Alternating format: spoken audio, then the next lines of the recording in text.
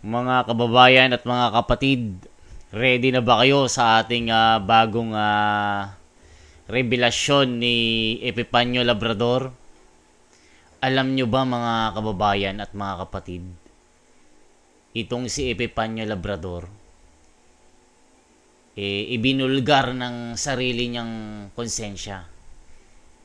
Ipinagpalit ni Epifanio Labrador ang kanyang prinsipyo sa isang kabaong, mga kababayan. Meron palang mga big boss na naguutos sa mga likod ng mga paninira niya. Kaya pala, Epifanio Labrador. Magagalit dito mga kababayan yung mga tagasunod niya. Ay nako po, magugulat kayo dito, mga kapatid at mga kababayan. Ito, ikakatuwa ito ng mga kapatid at mga sumusubaybay sa atin na mga kababayan natin na talagang sisikip na itong lugar ni Epifanio Labrador, yung dadaanan niya mga kababayan. Di ba natatakot siya sa mga miyembro ng Iglesia ni Cristo dahil sa kanyang mga paninira sa aming namamahala at pangbabastos niya sa mga kapatid na kung ano-anong mga aligasyon na wala na mga ebidensya. Ngayon mga kababayan, ang magagalit na sa kanya, kasama na dito yung mga followers niya, yung amo niya, mga kababayan. Magugulat kayo dito. Ano yung mga inamin niya dito na kung bakit niya nagawa ito. Nagsisisi na ito mga kababayan. Yun nga lang, mukhang tagilid na po ito. Yung katayuan ni Epifanio Labrador, tagilid na. Panoorin natin mga kababayan.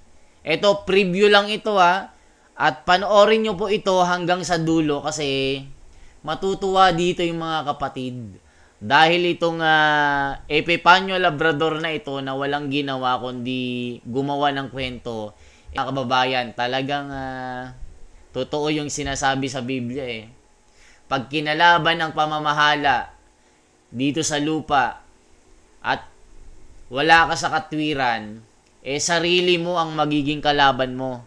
At talagang ihahayag ka sa katotohanan. Wala kang lusot dito, Epifanio Labrador, dahil sa iyo mismo nang galing ito. Mga kababayan, anong nangyari kay Labrador? Bakit bumaliktad na ito at mukhang nagmamakaawa na naman? Mukhang wala na siyang views Bumabaliktad na naman Pakinggan natin itong kanyang sasabihin mga kababayan. Nako po, magagalit yung mga supporters ito na nabudol. Sinusunod ko yung gusto ni Romualdez, sinusunod ko yung gusto ni Bongbong, sinusunod ko. Kasi alam ko naman isang connection lang niya sila Bongbong ibababa kay Romualdez dahil alam nila na tayo dito, makakapagsalita tayo ng todo, makakapagsalita. Kilala niyo naman si Epifanio Labrador pag nagsalita, wala tayong preno dito. Wala ng pag-asa, darating ang panahon na although mawawalan ako ng income sa YouTube dahil nga sa ito, kita nyo naman. Siyempre, magagalit yung mga followers, di ba? Ni BBM. Kasi nga, di ba? Pero pag nalaman naman ito ng tao, may maintindihan nyo kaya pala umatras na si Epifanio kasi karumal-dumal naman talaga na yung iuutos pa sa kanya. Nasa listahan niya si Bato. Nasa listahan niyan na ipapalabas dito na para lalong madiin yan si Bato. No? Kasi walang ibang tinatanggihan Tinatanggihan ng ibang mga vloggers ni Bongbong yung mga gusto nila pagawa doon sa mga vloggers nila na binabayaran nila. Tatanungin niyo ko kung binabayaran. Yes, totoo yan. Kasi kung ako nga mismo, di ba? Kapalit lamang nung para ako sa akin naman, hindi ako nagpabayad. Siguro, kaya ako natanggap yon dahil sa tuwa ko lang, dahil natulungan nga yung tatay ko na mabilhan ng kabaong na maayos, yung anak ko naman nung nagkasakit, pero hindi ko alam. Mga kababayan at mga kapatid, lalong-lalo na po sa mga tagasunod ni Epipanyo Labrador. Yung mga nabulag niya, na scam niya, at yung mga hinuhut-hutan niya ng pera. Itong ipapaalam ko sa inyo, mga kababayan. Bakit kaya bumaliktad na si Epipanyo Labrador, mga kababayan? At inamin niya po sa kanya mismo nang galing na hindi na niya kaya yung ipinapagawa sa kanya. Hindi na niya masikmura ito, mga kababayan. At inamin niya po kung sino yung mga amo niya at mga boss niya dito. Bakit niya ginagawa yung mga paninirang ito, mga kababayan? Ano kaya ang magiging reaction ng mga amo ni Epipanyo Labrador pag ito napanood nila, mga kababayan? Kaya lang pala ginagawa ni Epipanyo Labrador na ito, dahil sa pera. Nabulag siya sa kumikinang na pera, mga kababayan. Yung paninira niya po sa mga Duterte, kasama na rin po ang ka Eduardo Manalo at buong Iglesia ni Cristo. Mga kababayan, ito hindi po tayo gagawa ng paninirang puri o yung pagbibigay ng mga balita na wala tayong basihan. Sa kanya mismo nang galing, mga kababayan. Kayo nang humusga. At talagang magugulat kayo sa kanyang ibubulgar. Mga kababayan, bakit kaya? Hindi na kaya siya binabayaran? Hindi na kaya siya nakakatanggap ng tulong? Mga kababayan, panoorin po natin si Epipanyo Labrador. Paano siya mag-confess, mga kababayan? Bakit niya nagagawa ang mga ito? Ayon sa kanyang hindi na daw niya masikmura at nakokonsensya sa mga ginagawa niya. Kumbaga, sinisingil po siya ng kanyang budhi. Bakit niya nagawa ito kay Sara Duterte? Sa mga paninirang ibinabato sa mga pamilya Duterte. Kasama rin dyan ang Iglesia ni Cristo. Siyempre, mga kababayan, diba, umamin siya malamang kasama din dyan ang Iglesia ni Cristo, mga kababayan. Dahil sa kanyang binabato ng mga paninira. Lalong-lalo na po sa ating leader na namamahala po sa buong Iglesia ni Cristo, na si ka Eduardo Manalo. Na yung video niya na bago, na sinasabi niya na siya po yung mastermind sa pagpaslang kay Percy Lapid, na isang komentarista sa social media at sa mga radyo, mga kababayan. Kaya itong ipapakita ko po sa inyo, mga kababayan, kayo na po ang humusga. Hindi yata nagkaintindihan sa bayad. Kaya eto, nag-iiyak siya na hindi na niya masikmura yung kanyang ginagawang paninira. Panoorin po natin, mga kababayan.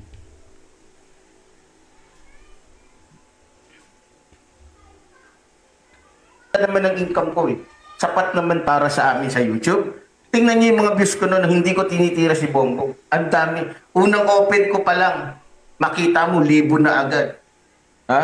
1,000 na agad yung nanonood. Kasi, sinusunod ko yung gusto ni Romualdez, sinusunod ko yung gusto ni Bongbong, sinusunod ko. Kasi alam ko naman, isang connection lang niya sila Bongbong, ibababa kay Romualdez. Dahil alam nila, na tayo dito, makakapagsalita tayo ng todo, makakapagsalita. Kilala niyo naman si Epipanyo Labrador pag nagsalita, wala tayong preno dito. Pero na-realize ko isang araw, hindi ko sinasadya. Habang tinitignan ko si Sara, ramdam ko yung sakit na nararamdaman niya bilang isang Bisaya din Ramdam ko, sobrang naawa talaga ako kay Vice President Sara Duterte. Sobrang naawa ako, grabe. Hindi ko mapigilan. Alam ko mawawalan ako ng mga views dahil nga sa tinira ko ngayon, ilalabas ko yung sekreto ng mga Marcos 'di ba? Hindi ko na kaya eh. Pasensya na talaga, hindi ko na kaya. No? Hindi ko na kaya yung inuutos pa ng mga dahil lamang sa utang na loob na yan, putang inang utang na loob na yan. Kaya nga hinihintay ko na lang, sana mabenta yung aming lupa para mabayaran ko yung ano na yan. Yung utang na loob na yan. Pero hindi ko na kayang gawin. Kaya may rason ako mga kababayan. Huwag niyo akong pilitin. May dahilan ako. Sabi ko nga, hindi kasi kayo eh. Hindi kayo. Hindi kayo yung nasa... Ang alam nyo lang manood. Ang alam nyo lang ano. Pero ganun pa man, di pa rin ako nawawalan ng pag-asa. Darating ang panahon na... Although mawawalan ako ng income sa YouTube dahil nga sa... Ito, kita nyo naman. Siyempre, magagalit yung mga followers, di ba? Mga kababayan, napanood nyo po yung sinabi ni Epipanyo Labrador. Nako, yari ka. Pati amo mo, nilaglag mo na. Paano yan, Epipanyo Labrador? Paano yung mga followers mo na nabudol mo? Na napaniwala mo sa pagiging supremo mo? Kaya pala nagagawa mo yan, meron ka palang amo na nagbabayad sa'yo. Di ba wala siyang tigil sa kakasira sa mga Duterte? Malamang mga kababayan, itong paninira sa Iglesia ni Cristo, kasama din dyan sa utos sa kanya, mga kababayan. Although si Epipanyo Labrador, inamin niya na binabayaran siya para tirahin at siraan ang mga Duterte. Tignan nyo, dahil daw sa utang na loob. Sinisi pa yung mga taga-suporta niya . Ang alam nyo lang manood. Hindi nyo alam yung nangyayari sa akin. Parang ganun yung gustong palabasin . O mga kababayan, anong masasabi ng mga solid na tagasunod nito na isa talagang scammer ito na magnanakaw? Isipin nyo mga kababayan, kaya pala ganyan siya kasipag, ganyan siya kadaldal sa mga taong sinisiraan niya, meron pala siyang kinikitang pera. Meron pala siyang motibo, mga kababayan. Isipin mo, kaya mong ibenta yung prinsipyo mo para lang manira ng mga tao? Dahil ba malapit na yung itinakdang panahon sa 2028? Dahil si Sara Duterte malakas na kalaban nila sa pagiging pangulo. Di lumabas din ang katotohanan na itong mga ginagawa mong paninira, lalong-lalo na sa Iglesia ni Cristo, merong tao na nag-uutos sa'yo para siraan at gumawa ng mga tinagpi-tagpi mong kwento na akala mo isa kang direktor sa pelikula, na ang galing mong gumawa ng mga script. Paano mo nagagawa yan, Epipanyo Labrador? Ano ang masasabi mo dyan? Magagalit sa'yo ang mga nabudol mo at mga na-scam mo. Totoo yung mga yung mga nagbigay sa atin ng mga warrant of arrest mo . Totoo talaga na wanted ka, na isa kang magnanakaw. Dahil yung kaso mo, lihitimo yan. Merong case number. Merong presiding judge na naka-address sa Silay. Tas sasabihin mo, galing ka ng NBI. Wala namang humuli sa'yo. Baka noon pa yan, 19 kopong-kopong pa yung pagpunta mo ng NBI na yan. Ngayon, umamin ka na binabayaran ka. Saan ka na pupunta ngayon? Yari ka. Alam mo na, dahil sa ginawa mong yan, lalo mong pinasikip yung mga dadaanan mo . Lalo mong pinaiksi yung panahon mo na pagiging malaya mo. Eh, hindi ka pa nga pinapatulan ng Iglesia ni Cristo eh. Dahil yung mga ginagawa mo na mga paninira, iniipon pa yan. Although marami ng mga nag-file na mga kaso sa mga kapatid, sa kaso mo nga libel case, hindi pa nga nire-release ng korte eh. Nag-aantay lamang po ng tamang panahon para ikasa itong warrant of arrest mo. O ngayon, umamin ka na hindi mo na makaya itong ginagawa mong paninira. Ano na ang magiging buhay mo ngayon? O, paiba-iba yung mga statement mo. Ano ba talaga, Epipanyo Labrador? 'Di ba nung mga nakaraan lang nagpapasalamat ka pa sa kanila? Mga binabanggit mong mga amo mo na salamat sa tulong na binibigay nyo, 'di ba? Binanggit mo diyan sa video mo dahil sa utang na loob, hindi ka makatanggi. Dahil sa utang na loob mo, hindi ka makatanggi sa mga inuutos nila. 'Di ba? Gusto nyong wasakin ang kaisahan ng Iglesia ni Cristo? Ginamit ka nila. Sino ka ba, Epipanyo Labrador? Marami nang sumubok na mga kinasangkapan ng mga diablo para sirain ang Iglesia ni Cristo, hindi nagtagumpay. 'Di ba siniraan mo na lahat ng mga politiko? Si Sara Duterte, Tatay Digong, sinama mo dyan si Kibuloy dahil nga kalaban sila ng gobyerno. Sinama mo dyan sila Marcoleta, sila Bato, sila Philip Salvador na hindi ka naman inaano. Pati ang mahal na kapatid na si Ka Eduardo Manalo, pinagbintangan mong mastermind sa pagpaslang kay Ka Percy. Magagalit sa'yo yung pamilya ni Ka Percy. Alam mo ba sila, may mga tungkulin pa yan. Tapos sasabihin mo, si Ka Eduardong nag-utos. Hiningi ang ulo kay Ka Eduardo. Sabi mo kay Duterte, pumunta pa ng Central para lang sabihin yan sa kanya. Ngayon, anong masasabi mo ngayon? Oh, pakinggan pa natin yung pagpapatuloy ng kanyang pag-amin. Bakit niya nagagawa itong mga paninira po, mga kababayan? Pakinggan po natin ito. Siyempre, magagalit yung mga followers, di ba?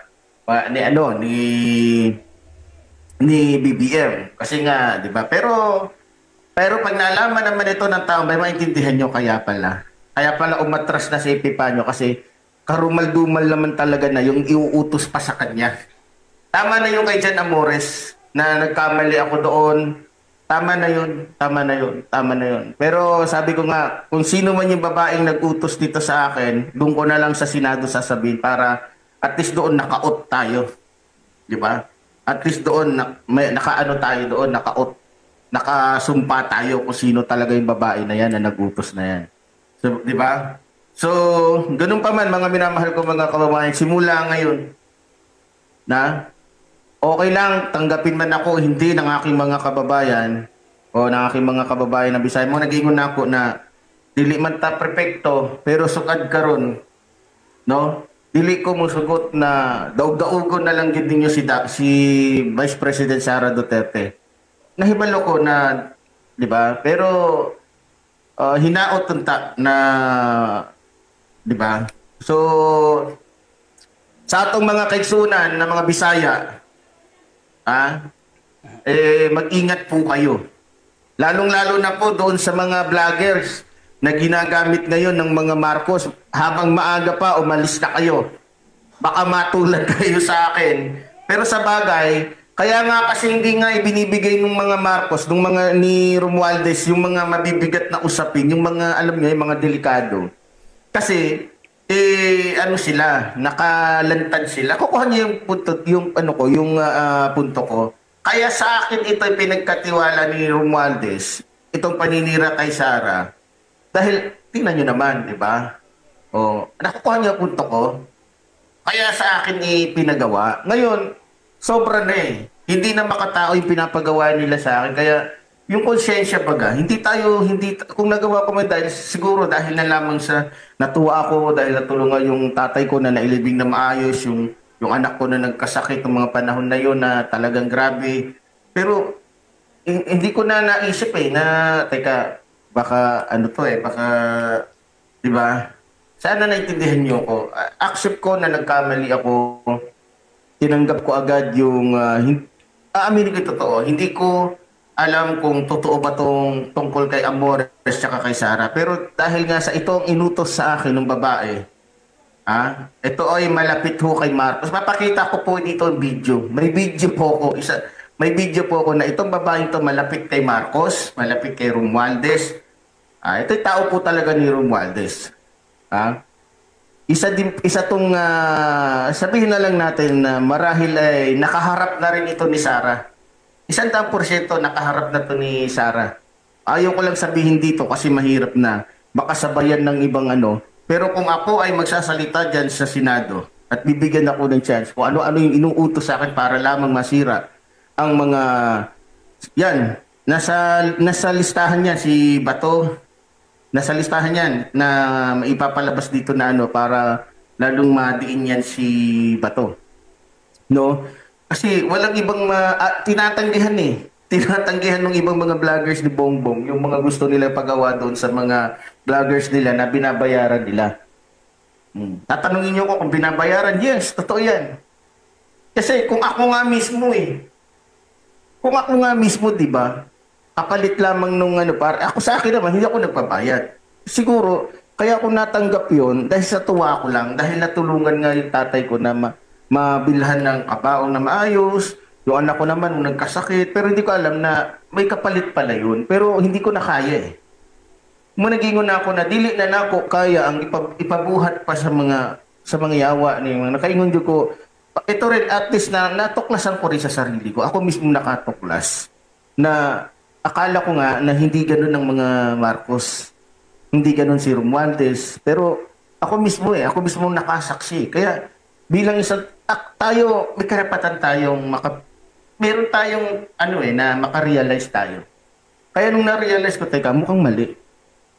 Hindi dahil lang sa pera, ko yung kababayan ko, Bisaya. Mukhang hindi na kaya. Kung ano man ang kahinatnan nito, at least nasabi ko ang totoo.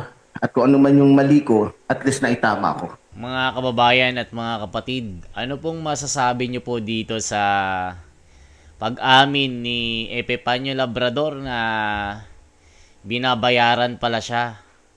Kaya pala ganito kasi pag ito sa paninira sa mga Duterte. Ganito rin siya kasipag na siraan ang buong Iglesia ni Cristo. Dahil lamang sa utang na loob. Dahil sa kabaong ng kanyang tatay. Dahil sa utang na loob. O di ba mga kababayan, ipinagpalit ni Epipanyo Labrador ang kanyang prinsipyo dahil lang sa isang kabaong, sa isang ataol. O kita nyo mga kababayan? Huling-huli.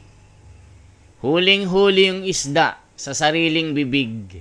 Mga kababayan, ito ba ang paniniwalaan ng mga tagasunod ni Epipanyo Labrador? Meron bang kredibilidad ito sa paninira kay Ka Eduardo Manalo na kung ano-anong mga binibintang niya? 'Di ba? Lahat doon ng mga Iglesia ni Cristo sangkot sa mga krimen, lalong-lalo na po sa costume. Kung ano-anong mga sinasabi niya, lahat ng mga pagpatay kay Ka-Percy, pati yung mga pari. Tapos binabayaran daw ng mga politiko ang pamamahala, tuwing eleksyon daw ay nakikinabang daw ang buong Iglesia ni Cristo, dahil hawak daw ng politiko ang Iglesia ni Cristo, tumatanggap daw ng bilyon-bilyon na kung ano-ano pang mga paninira. O mga kababayan, ano nang masasabi ng mga tagasunod ni Epifanio Labrador? O, bulag-bulagan din kayo eh. O, di ba? Ang dami yung mga sinasabi. O, ngayon, anong masasabi nyo? Lalo na yung mga nabola ni Epifanio Labrador. Yung mga sinasabi niyang nagpapadala ng tulong na financial para lang makasurvive siya doon. O, tignan nyo, lumabas din ang katotohanan, mga kapatid. Na inamin niya kung sino ang mga nag-uutos sa kanya. Dahil lamang sa isang kabaong. Pinagpalit niya ang kanyang prinsipyo. Siya na rin nagsabi na maraming mga vlogger, itong amo nila, dalawa po yung kanyang binanggit doon na amo, na isang mataas na opisyal ng gobyerno. Meron pa siyang binabanggit na babae doon pero hindi niya natinukoy kung anong pangalan. At pangarap nga ni Epifanio Labrador na makapunta ng Senado. Sa Senado na daw niya sasabihin kung sino yun. Yung nag-uutos sa kanya na isang babae na nabanggit niya na talagang malapit sa mga sinasabi niyang amo, mga kababayan. O, sino ngayon ang mapapahiya dito, mga kababayan? Sa mga napaniwala ni Labrador, ngayon kayo magkomento. Kasi ibabash nyo pa ako na kami ang gumagawa ng mga fake news laban sa kanya. Yung warrant of arrest niya talagang legit po yan. O, ano kayo ngayon? Magsalita kayo. Magsalita kayo. Yung mga nagko-komento dyan. O, supalpal kayo ngayon. O, tignan nyo. Binulgar siya ng sarili niya. Inilaglag siya ng sarili niyang konsensya. Isipin nyo mga kababayan, no? Binabayaran pala ang taong ito para manira. Dahil meron siyang amo. O, tignan nyo, mga kababayan. Dinamay ang Iglesia ni Cristo. Ano na ang masasabi nyo mga kapatid at mga kababayan, lalong-lalo na sa mga nabudol ng taong ito. Humanda ka, Labrador. Pati mga followers mo magagalit sa'yo. Yung mga nabudol nito, naku po, yari ka, sila na ang hahanap sa'yo. Diba, kinakatakutan mo yung mga kapatid. Hindi ka naman hahanapin para saktan ang hahanap sa'yo yung mga pulis dahil meron kang kasalanan sa batas. Ngayon, saan ka magtatago ngayon, Epifanio Labrador? Saan ka magtatago? Sa saya ng nanay mo? O sa brief ng tatay mo? Pumili ka. Pinagpalit mo yung pagkatao mo sa isang kabaong lamang. Ikaw na nagsabi niyan. Dahil sa utang na loob, ayan, di ka makatanggi. O ngayon, naiipit ka ngayon sa naglalakihang mga bato. Wala kang matakbuhan. Di ba meron ka pang video doon na naglalabas ka ng sama ng loob? Na wala nang tumutulong sa'yo? Na naglasing ka na wala nang nagbibigay ng mga tulong, libo-libo yung mga tagasunod mo, sa'yo na nanggaling yan na ni piso hindi nagbibigay. O, anong masasabi mo ngayon?